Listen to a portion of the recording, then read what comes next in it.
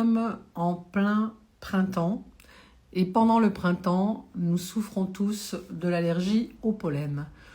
Du coup, je me suis dit qu'une petite explication de texte pour ceux que ça intéresse était de mise. Alors, pourquoi est-ce qu'on est tous allergiques au pollen? Alors symboliquement, en décodage biologique, le pollen, c'est tout ce qui concerne la reproduction. On est bien d'accord que dans la nature, c'est ce qui représente la reproduction. Ça sert à ça, le pollen. Donc, si on le transpose chez l'humain, on sera sur des héritages d'abus, de devoirs conjugaux, des choses comme ça. En tout cas, ça concerne les abus sexuels. Malheureusement, force est de constater que nous sommes nombreux et nombreuses à en souffrir. Alors, c'est marrant parce que ça questionne personne. Tout le monde se dit « Ah ben moi aussi, c'est le pollen ». Comme si c'était normal que le pollen nous agresse physiquement.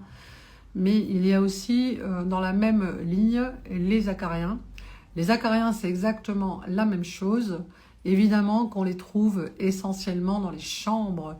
Donc on est sur les abus conjugaux, le devoir conjugal, encore. Ça fait beaucoup de tort à l'humanité, moi je vous dirais.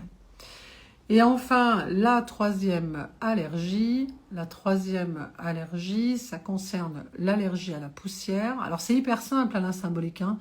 En fait, quand est-ce qu'il y a de la poussière? Pourquoi la poussière arrive? La poussière arrive parce qu'il y a de l'immobilisme. Il n'y a que de la poussière sur les objets qu'on ne touche pas.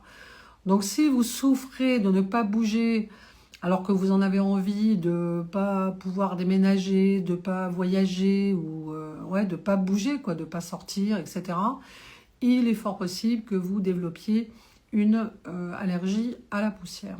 Voilà. Donc, tout simplement, il n'y a rien de plus à dire que cela. Voilà, ça aussi, ça peut se déprogrammer transgénérationnellement. Tout peut se déprogrammer, en général. En tout cas, tout ce qui est de l'ordre des héritages et de ce genre de petits inconvénients, on va dire, pathologiques. Donc, voyez.